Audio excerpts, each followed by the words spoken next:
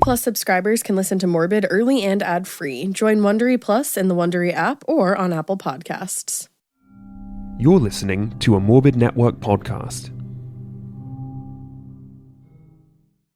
Redacted, Declassified Mysteries is a new podcast hosted by me, Luke LaManna. Each week, I dive into the hidden truths behind the world's most powerful institutions, from covert government experiments to bizarre assassination attempts. Follow Redacted on the Wondery app or wherever you get your podcasts. Hey weirdos, I'm Ash. And I'm Elena. And this is Morbid.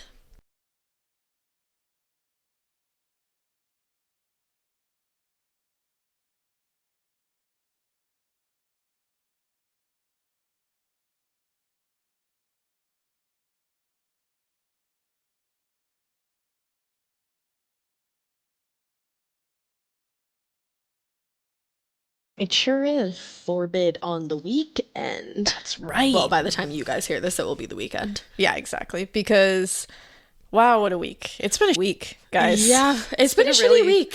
Has it been a week for you guys too? Because I feel like I keep seeing people being like, yeah, my week was too. You know what's scary is if this was a week, because it was a week for you and your fams, and then I had like a meh week. Yeah. And I'm like, then I got to thinking and I was like, oh, is Mercury in retrograde? And of course the Google machine was like, no, it's not, but it will be on Sunday going into Monday. Wow. Mercury retrograde starts. So I was like, was this just like life's warm-up for us all? Like it was just like take a lap and then go off into your retrograde? I'm hoping that maybe we just have it wrong and Mercury retrograde just ended and we're beginning a new time of correct grade, and we're all going to correct grade. We're all going to forward grade, and we're all going to be fine, and everything's going to be great because my stove broke randomly yesterday.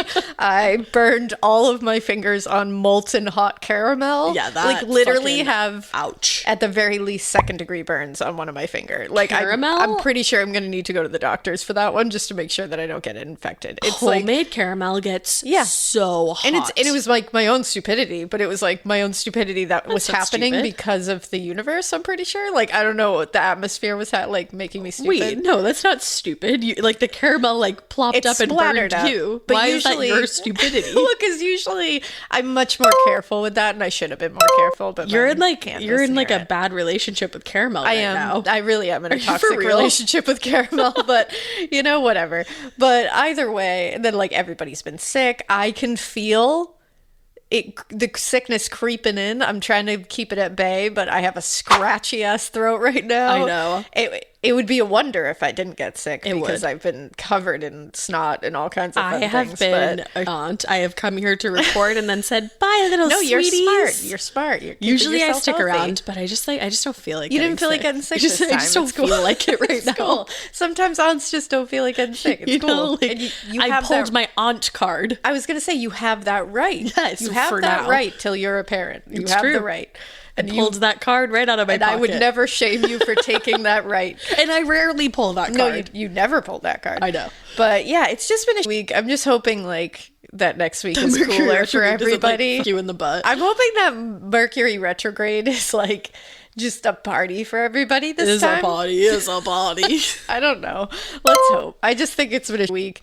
On top of that, there hasn't been a week. It's just, you know what? It's been a week. Guys, I'm tired too. On top of that, because my youngest pandemic baby doesn't sleep, and when she's sick, she really doesn't sleep, and which means none of us sleep. That's the problem with pandemic baby. Yeah, I can't tell you what we call her because it's her name, but it's a variation on her name. We use her name backwards because we to think describe that her as a demon. Yeah, because that's her demon name. So. My demon name is Hussa. And I want you all to know that. But anyways, that's the problem with pandemic baby is she's a little demon. Yeah. Who doesn't sleep or anything, but then she's like, Mama. But she's the cutest thing you've ever seen. Cute. Yeah, I just love her. I just want to eat her. Even in the middle of the night, I'm like, oh, you're just so freaking cute. I can't handle it. I literally pretend to eat her face so often that she's started pretending to eat my face. It's a good thing to teach her. But we'll all get through this together, guys. We're all going to get through it together. And on top of that, there hasn't been any movement in the Gabby Petito case. We've been keeping up with that pretty closely. I hope all of you follow Brian Enton because he's where it's at. Oh, actually, I meant to say this to you even before we started recording. So I did see this TikTok today, which, like, you know, I was not just an gonna article, say, but ready? a TikTok. Let me throw a huge giant chunk of salt at you really quick. Salt. Not a grain. Oh, well, yeah. So I was like, what? Take this with a giant chunk of salt. Yeah, of course. But it is interesting. This woman was saying, she was like, obviously, like, the police know way more than, like, they're letting us know, which, yes, 100%. Of course, in every investigation. And that's awesome. Yeah. And then she was saying there's cameras in that reserve that they're searching. And then they narrowed down the search to, like, a very small area. The whole reserve is, like, 25,000 square feet or acres or whatever. And she was like, I wonder if, like, the cameras caught him in one part of that. So that would be interesting. If, There's a possibility. Well, they looked at one of the cameras because somebody claimed that they had a picture of him on one of the trail cameras or one of their specific cameras, and it was somebody who literally looked nothing like, it was like a bald white dude. And it was like, the same girl made another guys, TikTok and was like, guys, this isn't Brian stop. Laundrie. Yeah. This isn't Brian Laundrie. like, you can't, not every bald Not white every dude bald is guy Brian with, like, a Laundrie. beard. Like, as much as we want it to be him, I understand everybody just wants to catch him. Of course, because it's officially a manhunt. I guess that's one of the updates. It's officially a manhunt now.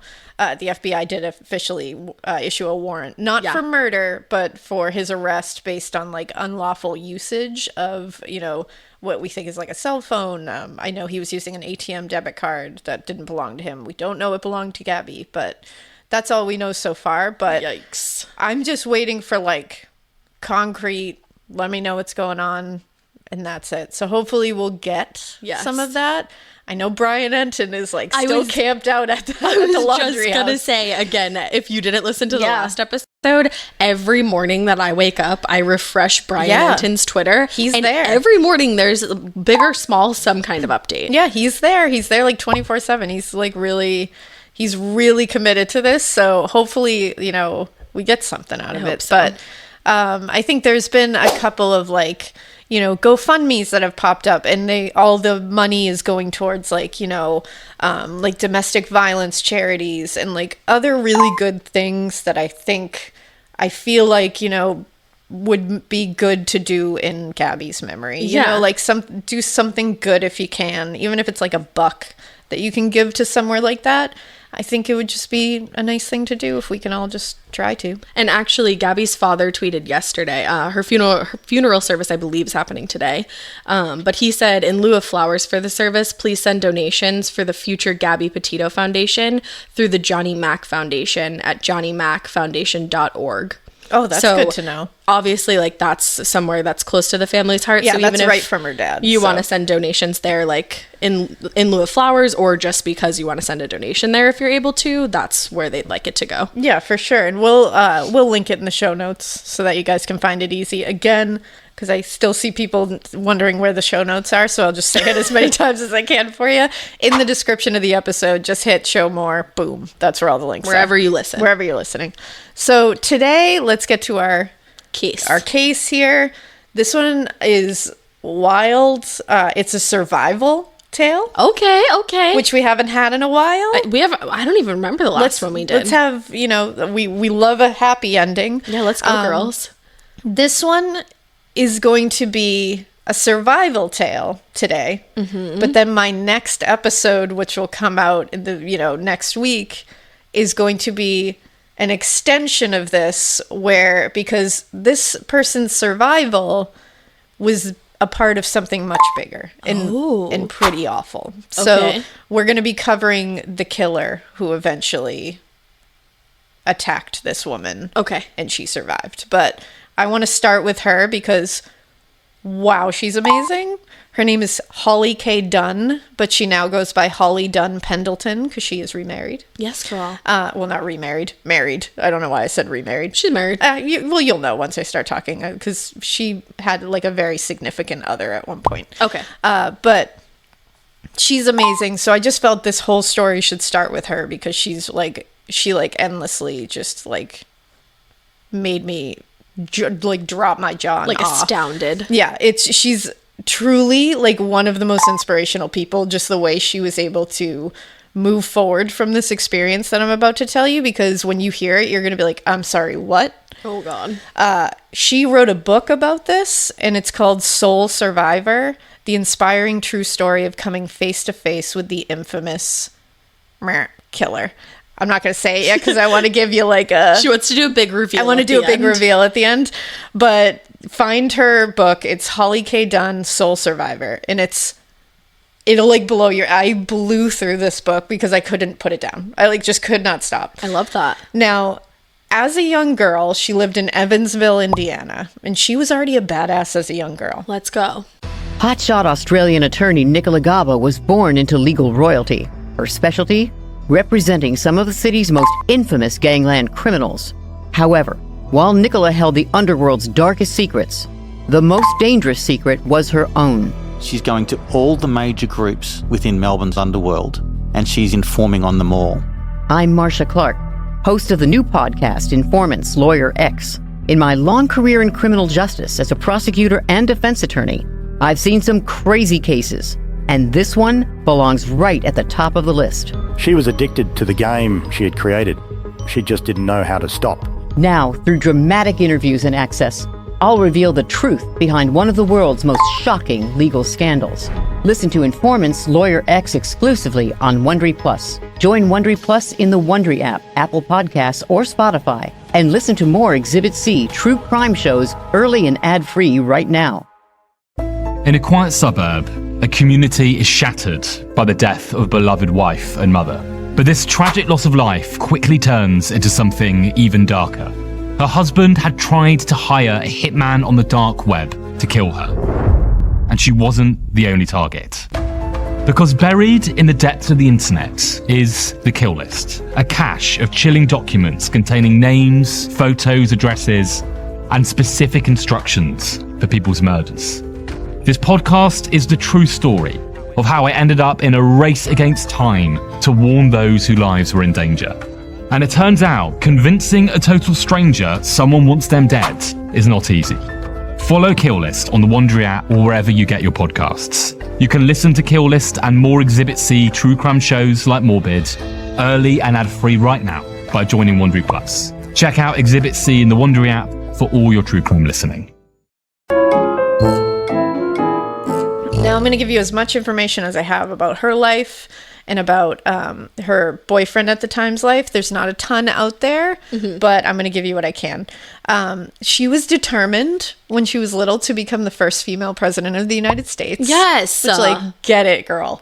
Hey, it's not too late, because guess what? Yeah, we still haven't had one. We still haven't had one. So I have no doubt she probably still could. Because with her spirit, strength, intelligence, determination, she's insanely admirable, like I said. Like, if she was running for president, I'd be like, hell yeah. You got like, it. she's a badass. But I'm really glad that she has actually chosen to write down this story, because for a while, obviously, it must have been insanely hard for her to even retell this story.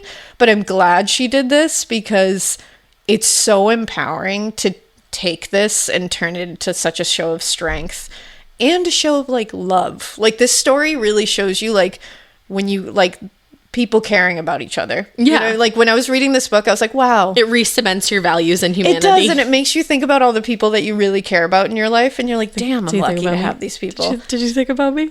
I might have thought about you a little bit. I might have thought about you a little bit. But, you know, and I'm telling you, if you read this book, you're just going to be like, damn, I just want to hug everybody that I love in my life. I don't like hugs. It really is. I'm not a big hugger either.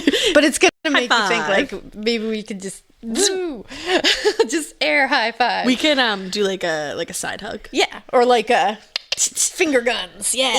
That's what we'll do. But so...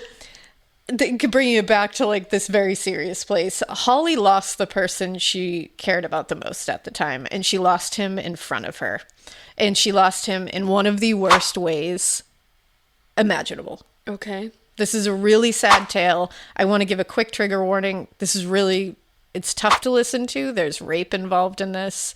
It's a tough case. You're really testing but us I'm all telling lately. you, at the end of this episode at least, somebody comes out good in the end. So Justice. We'll take that at least.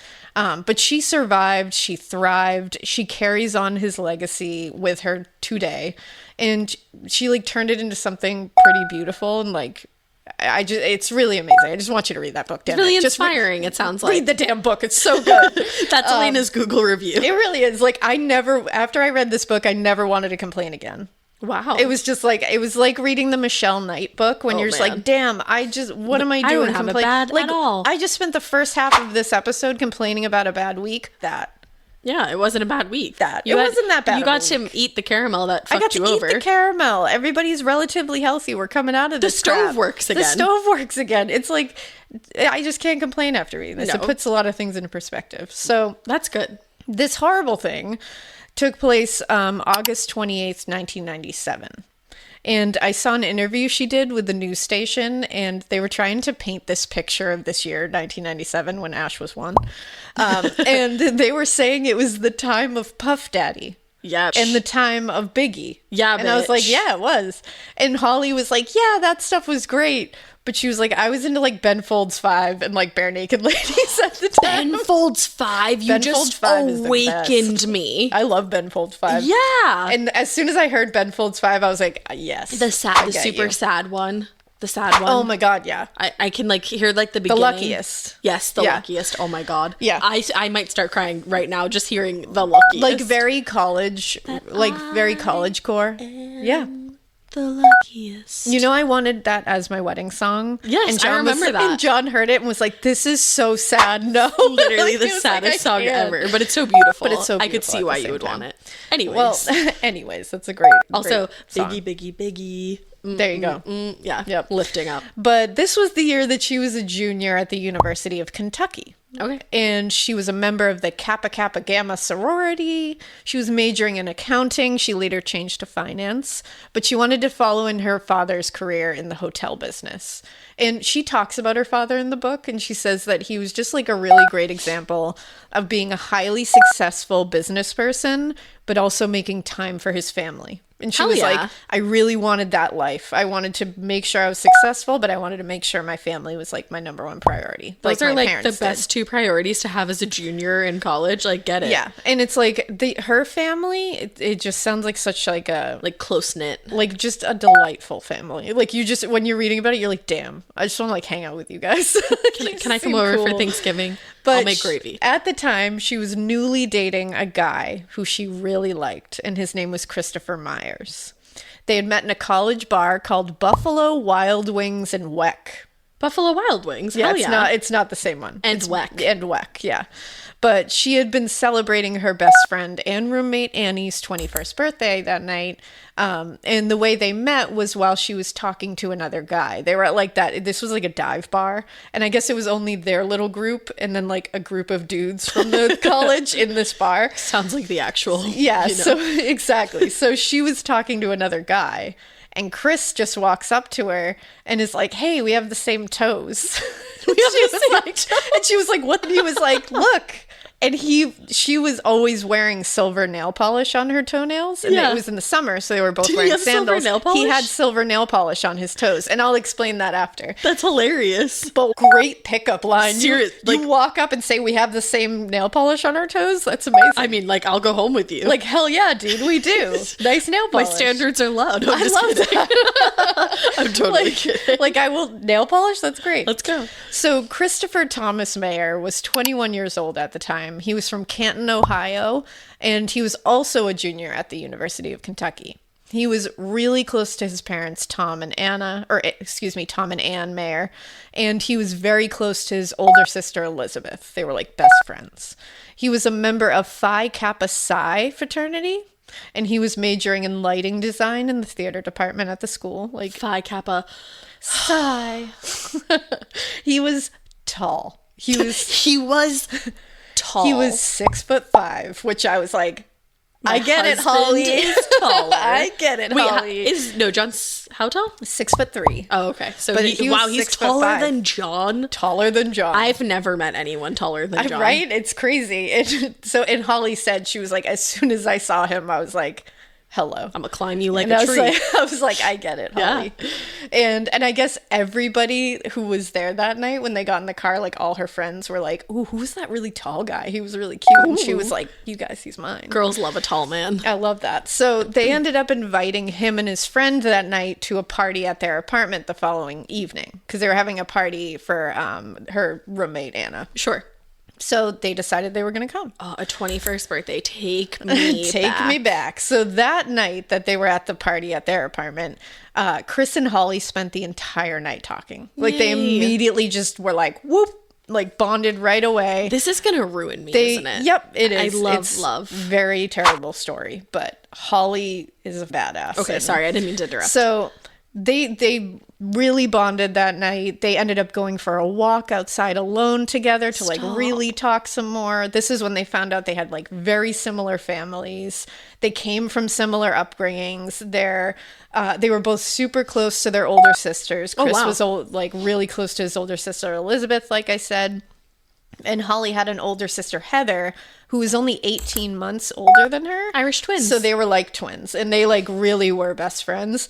And in fact, she considered her rock. Aww. Like when she was interviewed later by the police when all this goes down, they were like, you can have one person in the room with you. And she said her sister. I would want because you. she was like, she is That's who my girl. I need. Like I need her. Yeah. She was the first person that she told the entire story to. I mean, she was like right there. That's like my you. It like gave me, I was like, oh my God. Oh my God, I love your sister bond.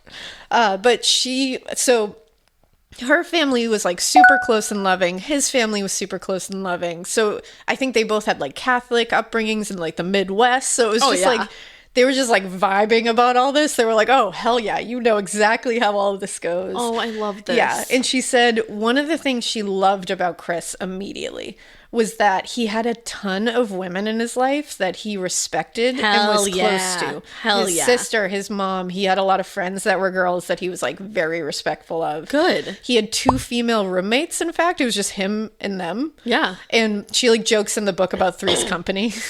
I know, like, right? And that's why his toenails were silver. Because they had painted his toenails. Oh my God, I love that. Like, and I love that it he so was like, much. go for it. Yeah, like just do it.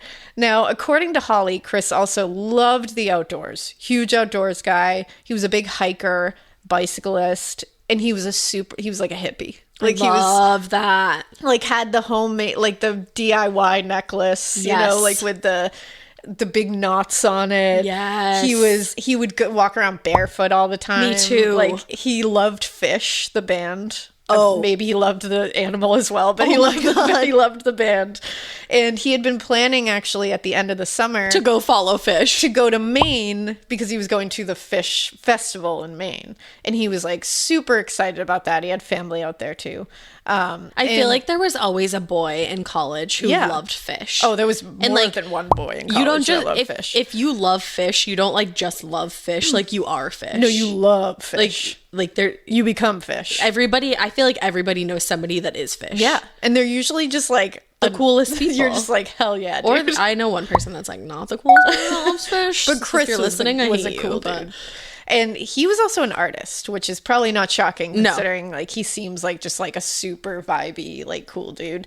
And Holly says his apartment was like covered in his own creations. Oh, cool. He could pull out supplies and make something beautiful, like boom. And in Holly's own words in her book, she said, quote, he would turn a rainy day into an adventure, splashing in puddles and shaking droplets from the trees. If the sun was shining, he'd be flying kites against the wind. Chris had an irrepressible, infectious energy. When I was with him, he made me feel like the most important person in the room. He was always smiling, and he would always greet you with a hug. He gave the best hugs. My heart literally just like grew in my chest. If you look at pictures of this dude too, he's adorable. Oh my like God. he has the best smile. Here I go. He just seems like he's one of those people that you would just like be happy being around. And by all accounts, he was. Like everybody who knew him, this isn't like, you know, everybody jokes about that whole like there's that meme that goes around that's like, why is it always like she lit up a room when she walked into it? You know what I mean? Like this is genuinely one of those things where I have not come across someone not just saying he was a good guy. They're all like, he was one of the best, like one of the best.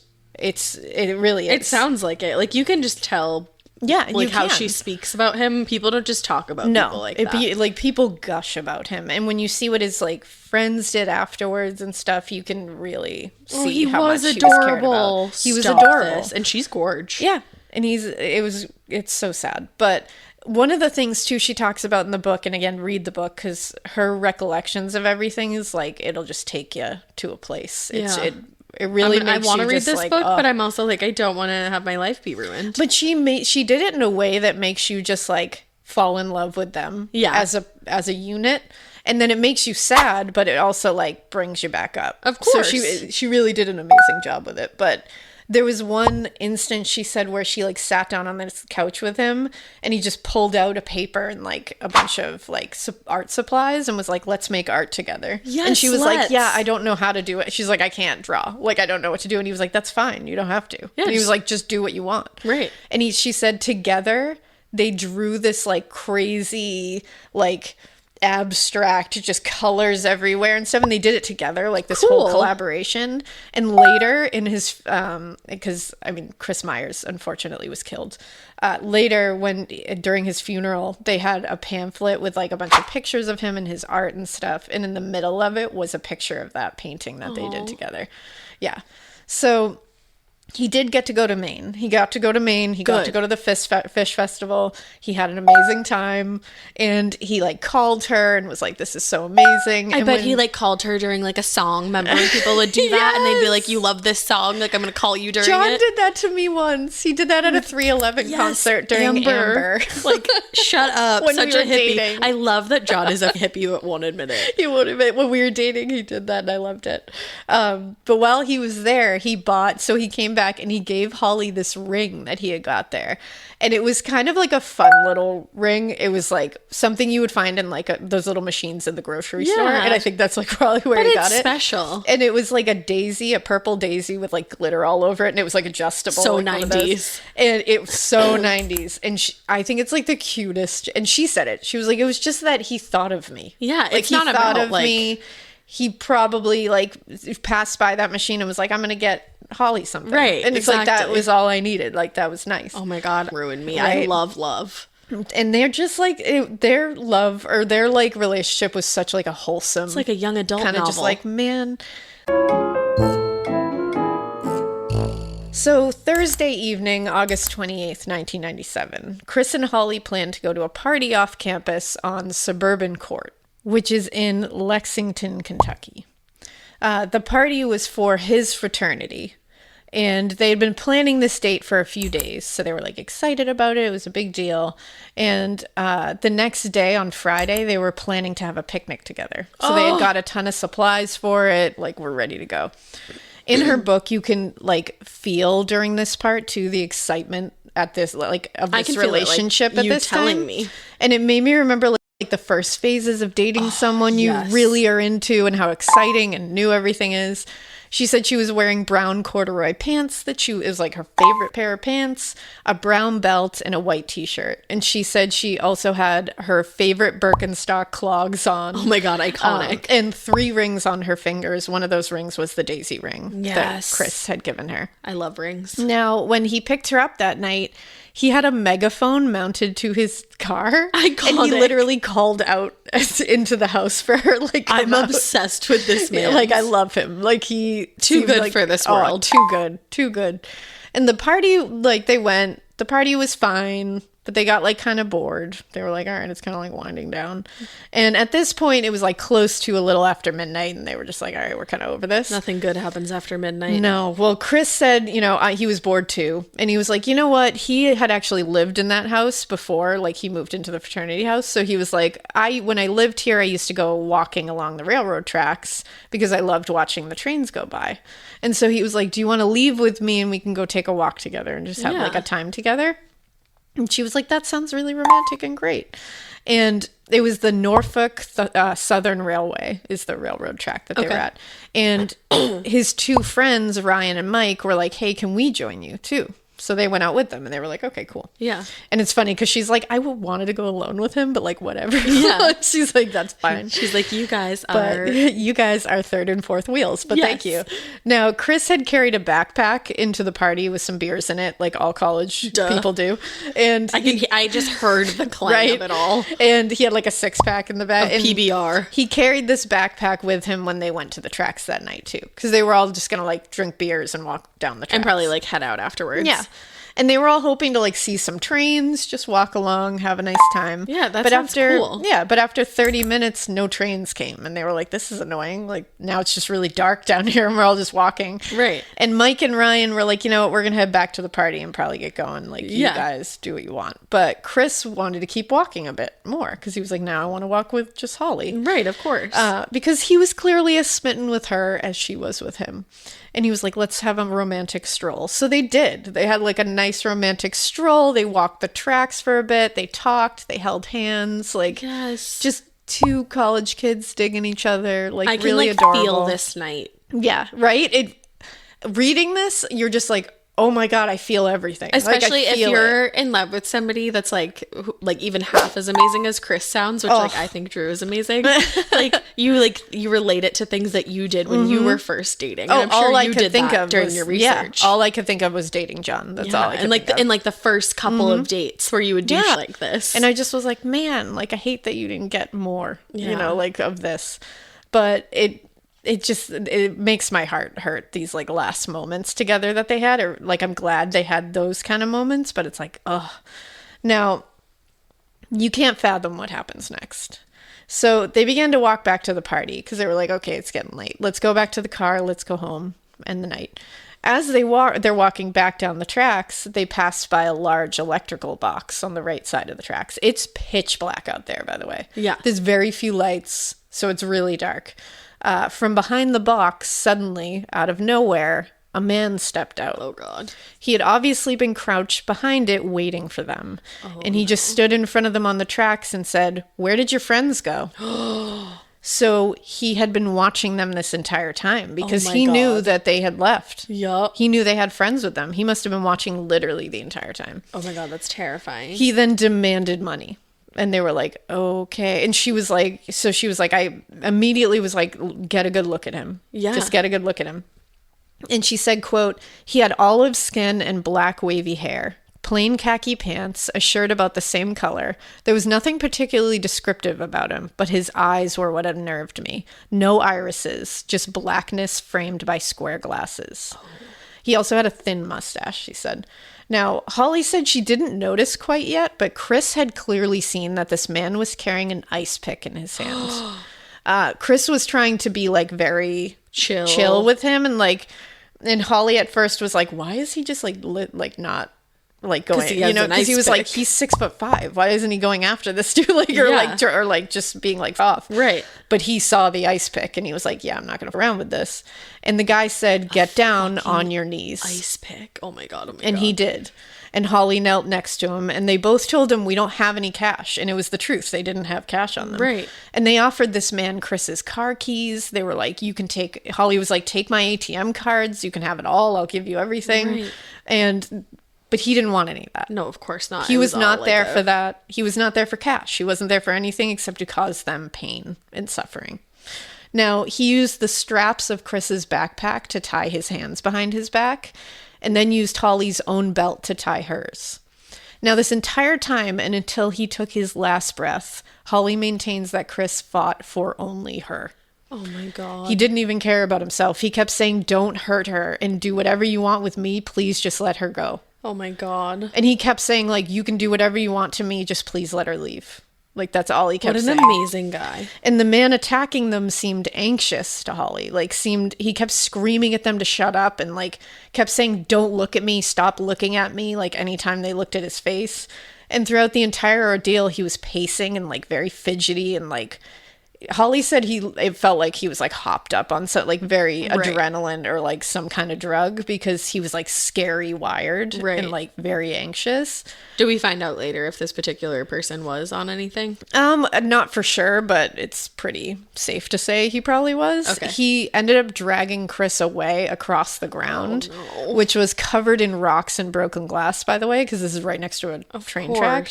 And as he's doing this, Holly was following on her knees, like trying to get to him. And she had loosened the belt around her hands, around her back. And let me just put it out here. You're going to be like, excuse me, Holly? Like, why are you this, like, her smart thinking? Right. Thank goodness for it. Now, so she's following on her knees behind them. She's getting her wrists undone out of that belt. And throughout this entire ordeal, she has had the presence of mind and quick thinking to think, what do I leave behind? How do I get out of here? What's my next thing? I need to look at his face. I need to know what's going. Like, she thought of everything you're supposed to think of, but probably would never even consider thinking that. So he then threw Chris down into a ditch next to a fence. It was like a small ditch. He made both of them lie down next to each other and then screamed at them to be quiet. He told them that he had a friend with him, and he was like, my friend left to go get something, but he's coming right back, so don't even try to go anywhere. Okay. And he ran back to the electrical box. He did this several times, and he had a bag behind there, obviously. Yeah. And so he runs back to the electrical box that he like slithered out from behind, and he was ripping fabric. And so Holly's like, what are they doing? So while he's doing that, Holly and Chris are trying to like come up with some kind of escape plan. Right. But he's so fast when he keeps going back that they can't come out together. Like a coherent one. So he comes back and he ties both of their ankles very tightly with a piece of fabric. To each other, or just their ankles together so that they can't run. Okay. He then also takes fabric and he puts them around their mouths. He gags them. But Holly said she immediately stuck her tongue out when he wrapped it around so that it wouldn't be tightly around her face. Right. And so she was able to pull it down right away when he went back. Good. And how do you think of that? Badass. How do you think of that? I would never think of that. Continuing to try to formulate some kind of escape plan here, but he's too quick each time he goes back. Right. And she did get her hands completely free and was able to get her gag down, and she was able to get Chris's gag off. Now, when he came back, he was pissed because she had gotten out of the gags. Of course. And he told them, quote, I just broke out of jail, see? You're going to see me on the news. I have a gun and my friend is on his way back. Don't even try to escape. Oh my God. What the do you do? And he retied them. He kept yelling at her to stop looking at him. That was like the thing he got, like, didn't want her looking at his face. And so she said she made it a point to stare into his eyes, like would not look away from him. And she said the main focus was getting out of there with as much information as possible about this asshole. And she noticed a tattoo of a black snake that like wrapped around his arm, and she made note of that immediately. And again, just so much awareness. And in the middle of the pitch black. Yeah, in the middle of the pitch black. And that's when he left again to go back to the electrical box. And Chris said the last words he would ever say. Oh, God. He turned to Holly and he said, just stay calm. Everything's going to be okay. Oh, my God. And when the man returned, he was carrying a massive rock weighing over 50 pounds. Oh, my God, no. He walked up to them silently and just dropped the rock on Chris's head. Oh, my God. Right next to Holly. Oh, my God. Then she said he picked it up and kept hitting him over and over with it right next to her. Oh my God. Yeah. I literally can't even fathom that. I can't imagine that happening to you next to you with a stranger who you didn't know, but somebody you care about deeply. And you're like falling in love with this person, like actively falling in love with this person. I can't. I literally can't. Now, when he was satisfied that he had killed Chris, he went to Holly and started untying her ankles. Oh, no. And immediately she was like, what is going to happen here? And she said immediately she knew he's going to rape me.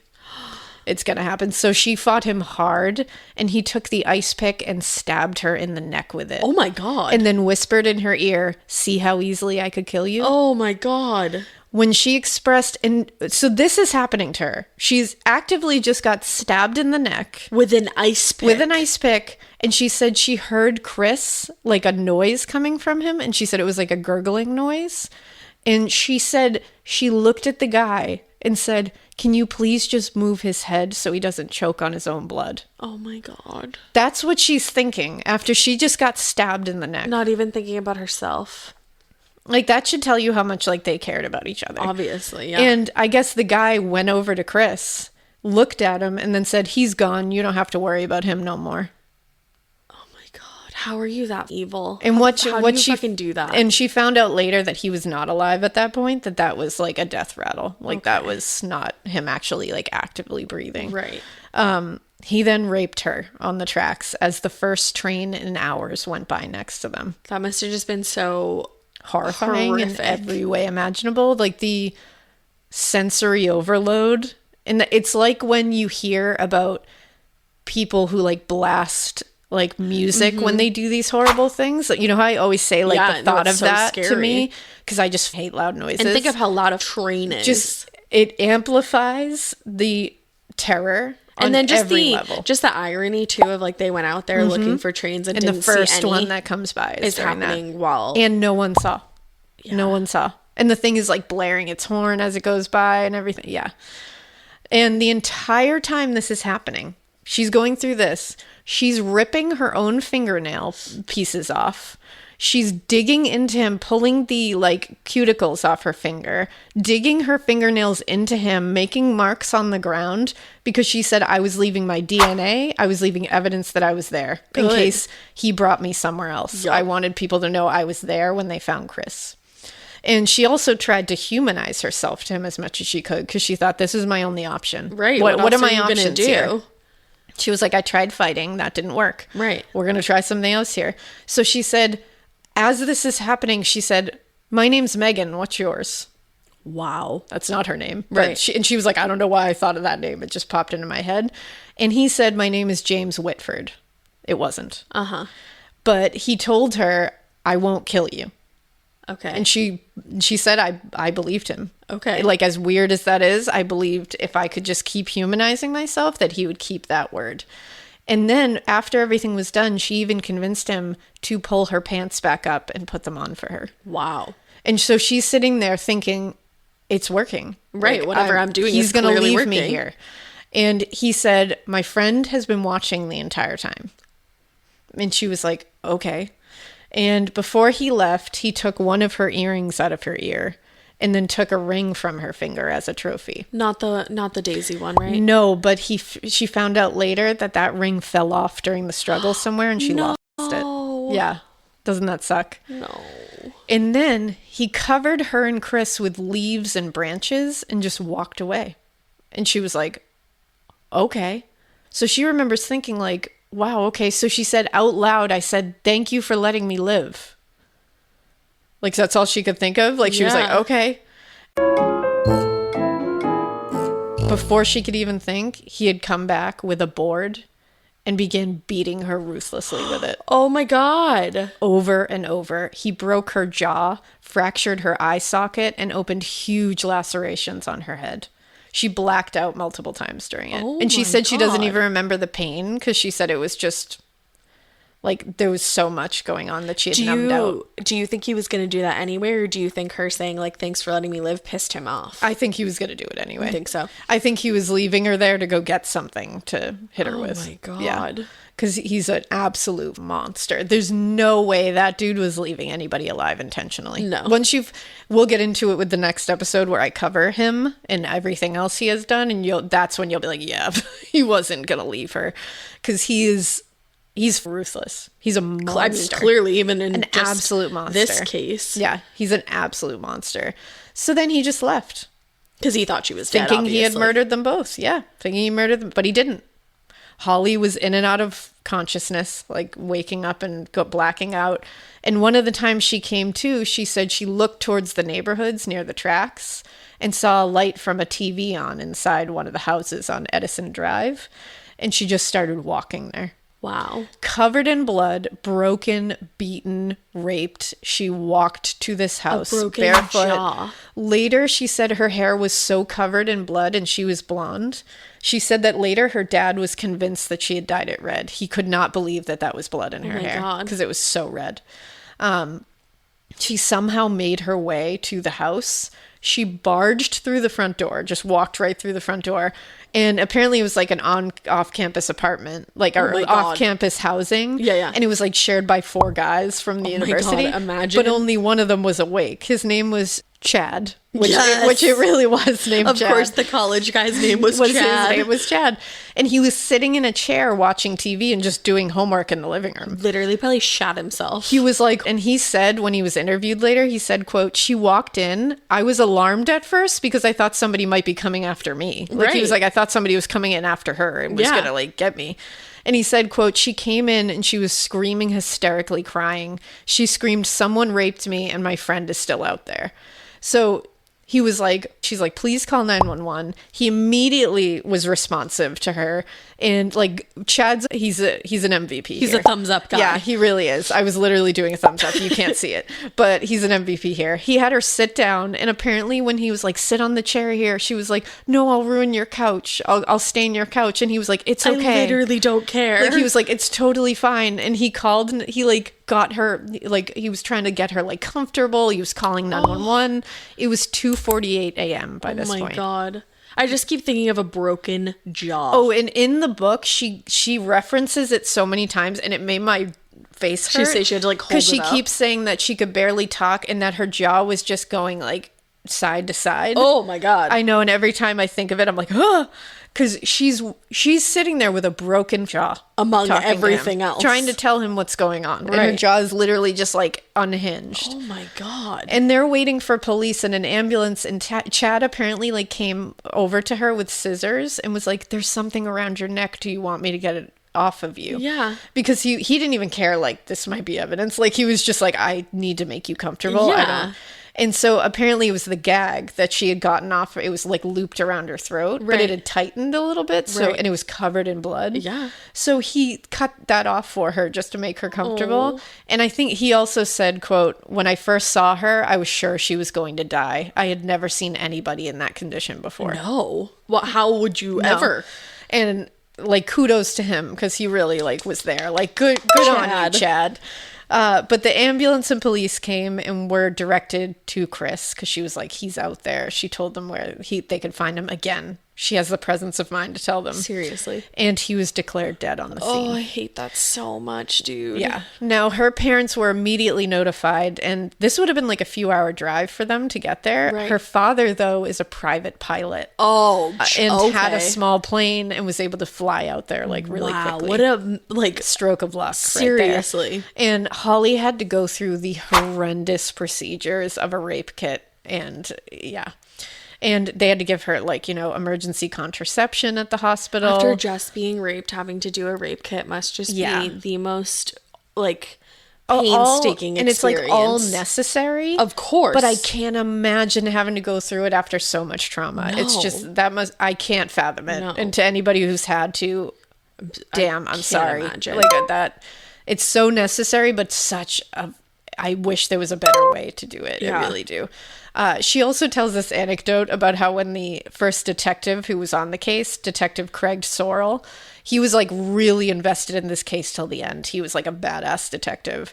She said his like dedication to this case just made her like blew her mind. And when she first met him, he came to her bedside and was like, "Hi, I'm Detective Sorrell. I'm going to be on this case." And she looked over at him and projectile vomited all over him. Oh my God. Yeah. She's like, and welcome. She was like basically just trauma pain pills and like whatever else was coming out. But she was like, he took it like a real champ and was very nice about it. But she was like, I literally projectile vomited on him the second he said his name.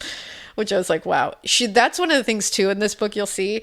She has a sense of humor, and she says it many times that she uses humor to get through things. So she was like, many times during this whole thing, like her dad walked in, and to diffuse the whole thing, she was like, Dad, this sucks. Like, she just literally was like, this really sucks. Humor is one of the best things you can use to get through a situation. Like, her friends would walk in to visit her, and like she looked terrifying. Like, one of her left eye was swollen shut.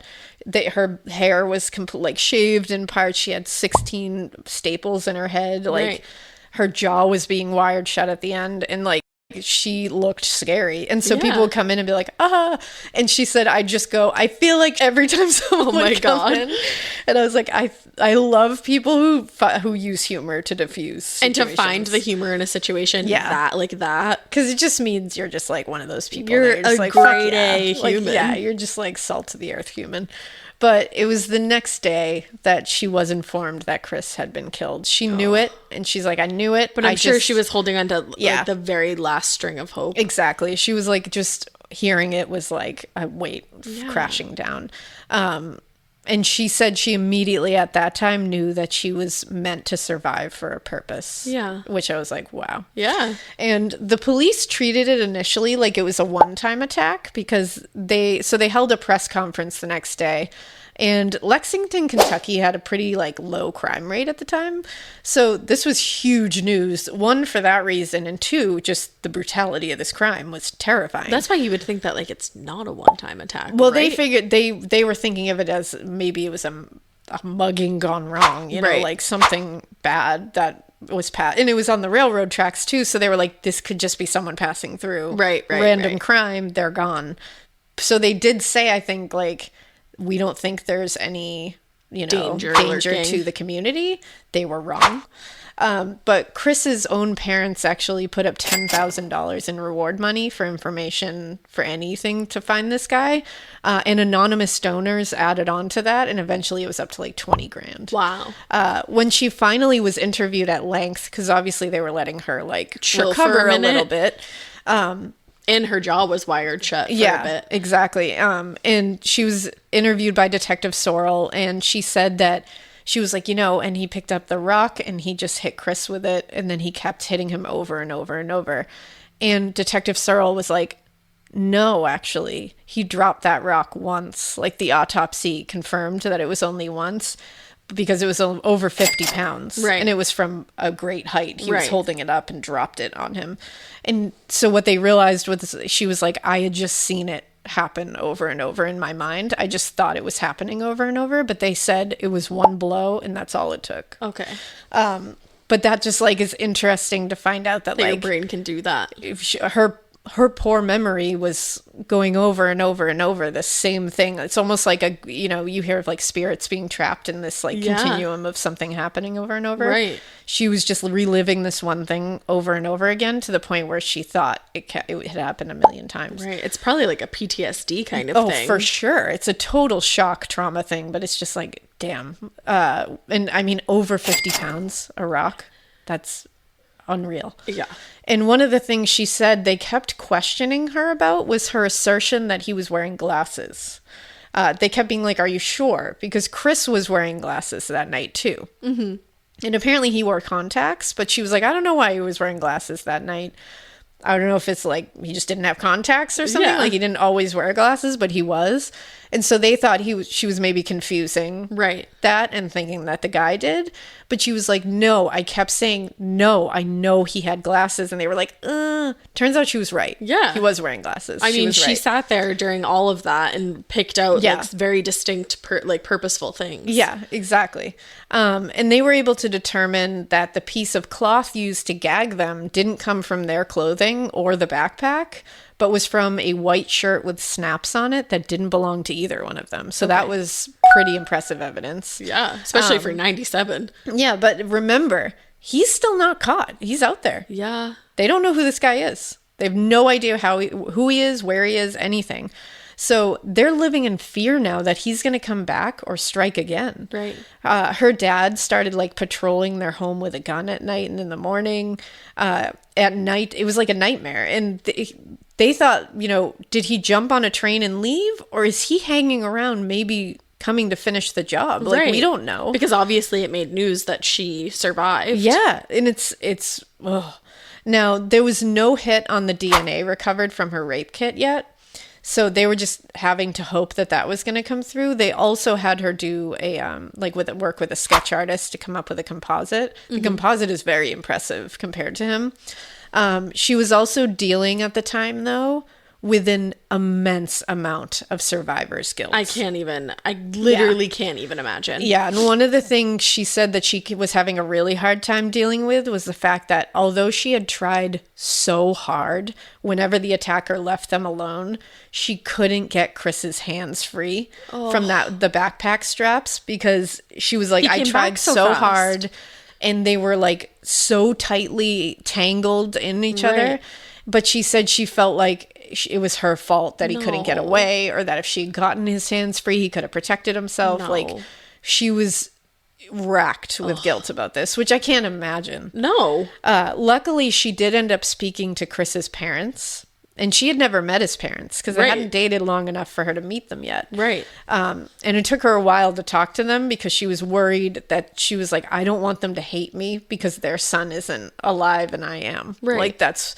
And she said when she did talk to them, they helped her get through this guilt because they became like a second family to her. Right. And her whole family. They were clearly meant to cross paths in some way. They really were. Not like this, obviously. No, but they were meant to be in each other's lives. So she was so scared they were going to feel angry that, she was the survivor, but they were the exact opposite. They sent cards to her, flowers. They were there to talk to her. It seems like we said, like two amazing families. People. And her sister said, his sister, Chris's sister, said the last time that they had spoken to each other, her and Chris, that he had just gotten back from Maine, the trip, and he ended their conversation. She said he talked about Holly a ton and was like so happy. Yeah. And then he ended the conversation with her by saying, life is good. And that comes back later. God. Like later because I guess he used to say that a lot. He would say life is good a lot. But she was like, it's such like a Chris way to like, that's the last thing he said to me was like, life is good. Oh God, that's like haunting all at the same time. And she ended up, now this is nuts. Holly ended up going back to school. What? Yeah, she's that determined. She was like, I'm going to start my life again. Wow. Like, I survived. Chris didn't, so I need to live for both of us. That's how she felt. Badass. She even got a part-time job at the time at an outdoor and ski place because she said she hadn't been able to really explore and adventure enough with Chris. And she was like, he loved the outdoors so much and he made me love it so much that I wanted to immerse myself in this. For him. In there, she's healing through this. Months are going by. She met this guy that she worked with named Jacob Pendleton. They became friends. I don't know if that last name sounds familiar, but they became dating. They became dating. They began dating. I don't know why I said that. They became dating. Yeah, I was like, they became the act of dating. That was hilarious. I don't know what's happening, man. It's been a long week, but they began dating is what I actually wrote. Like, it's in front of me. I do that all the time. I didn't write became. I just have said you it. ever heard me tell a case? Because wow. Otherwise, whatever. So Holly and Jacob, they began dating. Maybe they became dating later. They are dating. He was apparently amazingly comforting, very respectful of what she was going through. But eventually she realized that she was having a lot of trouble healing. And she needed more time. And especially the rape. She was like, I just couldn't get close to him. I was very uncomfortable with all of it. So they ended up breaking up for a while. Don't worry, though, that last name, like I said, should personally, familiar. I think the best couples break up and get back together. Hell, yeah, I agree. Right? I don't speak from personal experience or anything. Not, but, you got to go through it. Now, she ended up finding like real healing through, first of all, she had like her faith was a big part of it. Yeah. And she also found this place called Bluegrass Rape Crisis Center in Lexington. And they really helped her work through it. At first, she said she like wasn't into it. She was like, this isn't going to help me. Yeah. But by the end of it, she was like, I really felt like it was like an 8-week thing. And she really felt like. Usually those are the things that like help the most when you're like, this isn't going to help. Yeah. She even moved into an apartment on campus the following spring by herself. Wow. Alone. And she said she was basically just determined at the time to be okay and feel normal. She probably wanted to like prove it to herself. Yeah, she said she was kind of forcing it upon herself. And good for her, though. She was understandably traumatized and worried that this man was going to come back. Yeah. Because again, still not fine. No one knows where he is. She said she slept with a butcher knife. And she said, quote, I was trying to be this big, strong person, but I really wasn't. No, girl, you were. And she said I couldn't be at the time. No, but you were. Seriously, in every way imaginable. She also just had like friends and family constantly around, like in her house all the time. Yeah. She was like, I just never wanted to be like alone. Of course not. She had actually, like I said, missed Chris's funeral because she was recovering. Right. She was in the hospital. And so the following year, she and a ton of their friends went to this place called Red River Gorge, and they sprinkled some of his ashes there. Oh. It was a place he loved. Yeah. They then divided up, like, he had very close friends, and they divided up, like, obviously his family, like, allowed this to happen, just so, like, it's not confusing. Full transparency. Whatever was left after they had put some of the ashes out there, they divvied it up among his best friends, and they kept them in these, like, little artsy boxes. Wow. Because he always carried this artsy little box with him that he would keep things in. Yeah. And they like actually, a trinket box. when they had actually found that box with his belongings, and they kept it, like the one that he kept forever, and they also threw that over the gorge. Aww. When they threw him, because it was just like part of him. Yeah. So they all got similar boxes, and they kept parts of his ashes in there, and she still has hers today. And she said, like, I just see the box and it makes me smile and like think of him, which is like, man, he just had like, not everybody has that many people who want their ashes in boxes. No. Like, you know what I mean? Like, you have to be a pretty awesome person for multiple people in your life to want a piece of you forever. Right. Like, I just think that really speaks to who he was as a human. Absolutely. In like a very short 21 years of life. Oh, it's so sad. Now, it would be another 2 years before they finally got the name of her attacker. 2 years. 2 years she lived not knowing who this was, where they were. They were able to match the DNA after he killed 3 people in Texas. Oh, no. Yep. And they were near railroad tracks.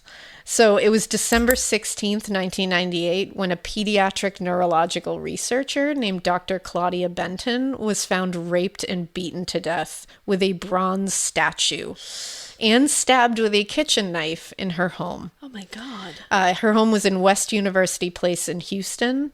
There are more horrific details about this crime that I will get into when we're going to cover this in full in the next episode. But weeks after this murder, there was another murder, and it was actually a double murder. This time near Houston and San Antonio, so pretty close. And it was a couple. This couple was a pastor named Norman Skip Cernick and his wife Karen Cernick. They were found beaten to death in their bed. A sledgehammer from their own shed had been used to do it. Oh my God. And in their bed. Yeah, in their bed. And she had been raped as well. DNA from these crime scenes matched each other.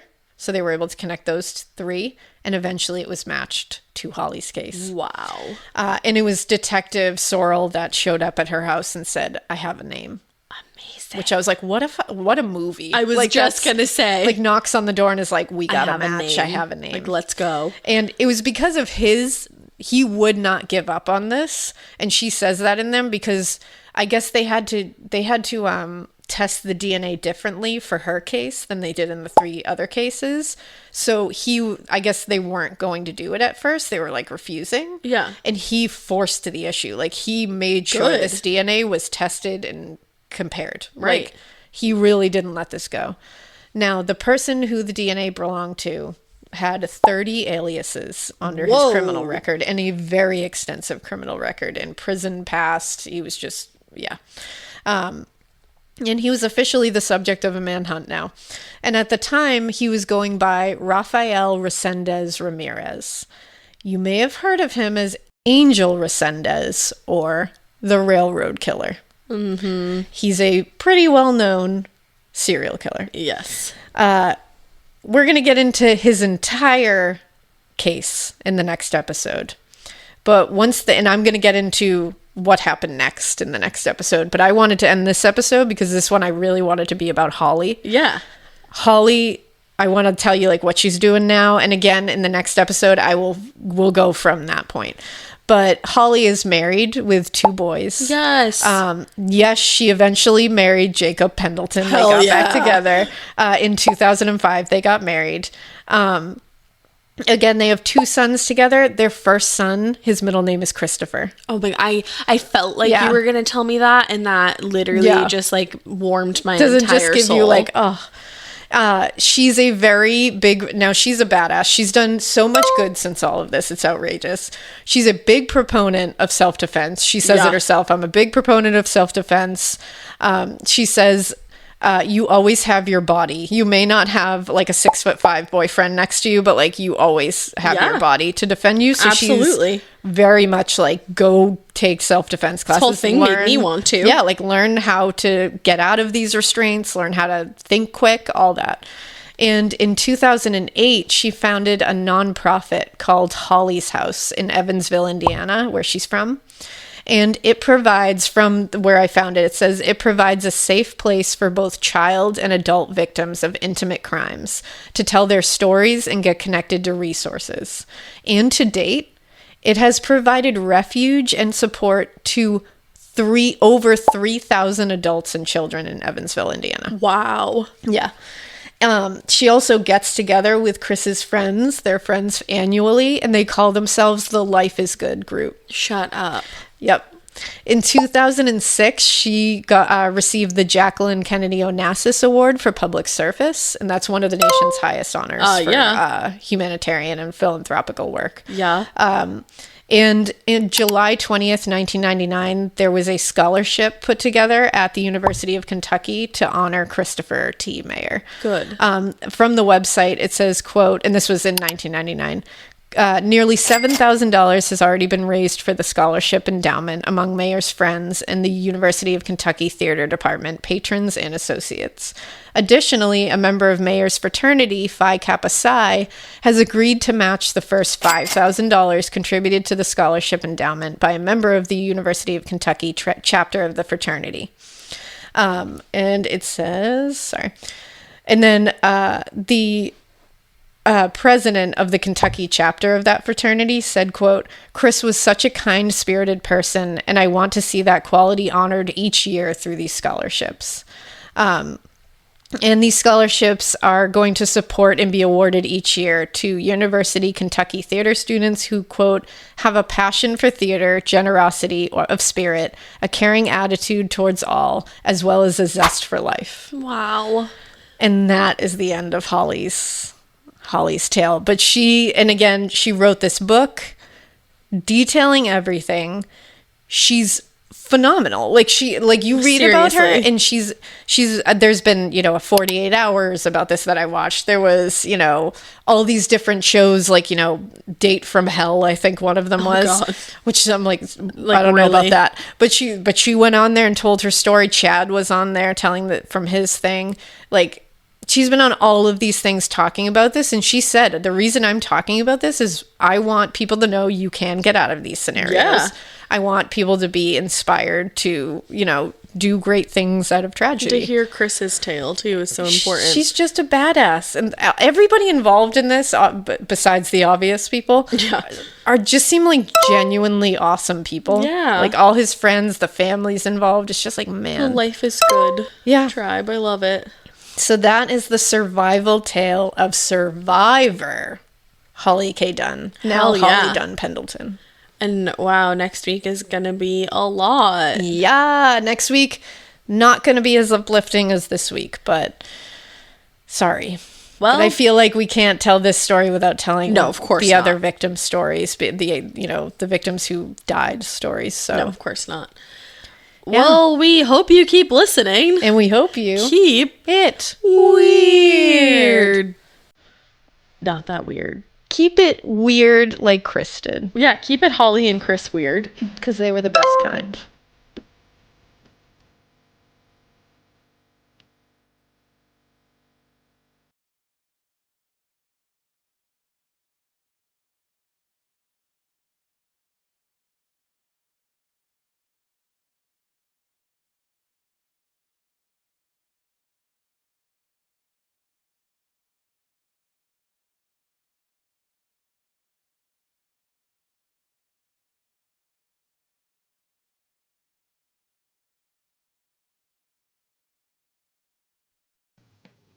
If you like Morbid, you can listen early and ad-free right now by joining Wondery Plus in the Wondery app or on Apple Podcasts. Prime members can listen ad-free on Amazon Music. Before you go, tell us about yourself by filling out a short survey at Wondery.com/survey.